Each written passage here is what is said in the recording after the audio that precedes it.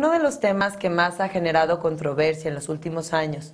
y que más se ha buscado proteger, considerando que la familia aún es en México la base de la sociedad, que la violencia tiene consecuencias negativas que influyen en el futuro de las personas al inhibir su correcto desarrollo, y que a nivel mundial hay una corriente que busca proteger cada vez más las víctimas de los delitos. Es precisamente la violencia familiar. En el Estado se han generado reformas que tienden a prevenir, a corregir, a evitar y a sancionar la violencia familiar en sus distintas manifestaciones, pero sobre todo tendientes a proteger a los menores por el interés superior que se les concede en base a su vulnerabilidad, así como a la mujer por las razones de equidad y de género, y frente a una cultura de machismo que se busca erradicar en una sociedad que se precia de ser evolucionada. Como encargada del sistema del DIF municipal de la capital, tuve un gran acercamiento con el problema de la violencia familiar, en todos los aspectos que antes mencioné. Y ahora, como candidata a diputada local, mis recorridos por el 5º Distrito Local Electoral me han permitido percibir de primera mano que la violencia familiar sigue siendo un grave problema entre la población. A pesar de tales reformas, situación que me ha llevado a reflexionar sobre dicha problemática y analizar las causas, de que a pesar de las reformas, la gente siga resintiendo las consecuencias que esto genera y siga quejándose.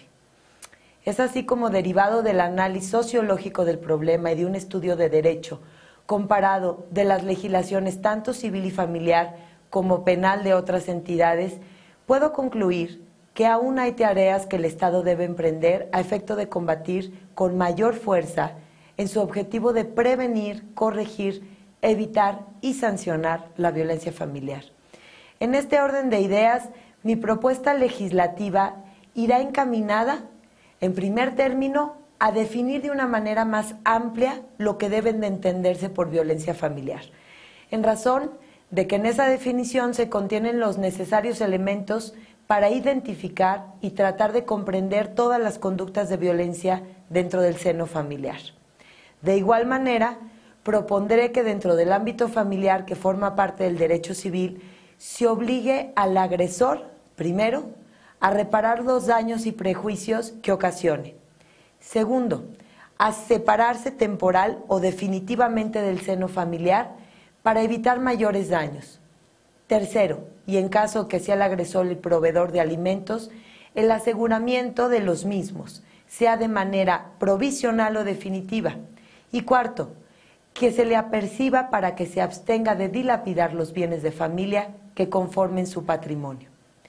Por lo que hace al ámbito propiamente familiar, y dado que lo veo como una medida necesaria e indispensable, que si bien ha sido contemplada en decisiones de la Suprema Corte,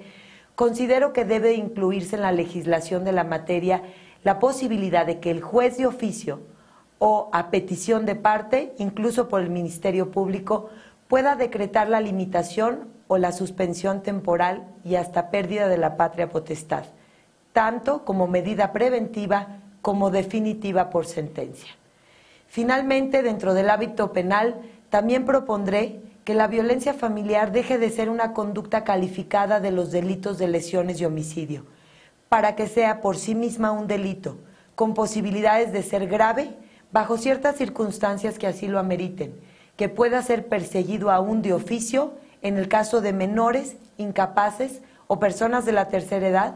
y dejando la querella solo para los casos de mujeres y jóvenes mayores de edad en pleno uso de sus facultades. Con ello, estimo se puede cumplir el objetivo del Estado de atender la problemática actual de manera frontal y decidida, pero sobre todo para que la población tenga un verdadero acceso a la justicia, al definir de manera clara y precisa tanto la conducta ilícita de la violencia familiar como las conductas de la materia de sanción, sea económica, resarcitoria o de pena privativa de la libertad de la persona. De esta manera, también se cumple la tarea del legislador,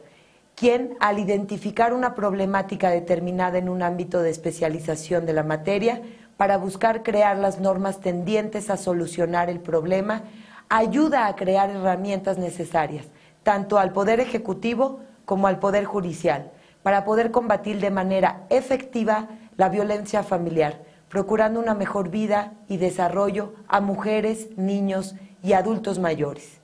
Este es uno de mis compromisos con mi distrito, este es uno de mis compromisos con San Luis, y con su apoyo podré llevar esta petición ciudadana al seno de nuestro Congreso local, en el que su voz será escuchada y atendida.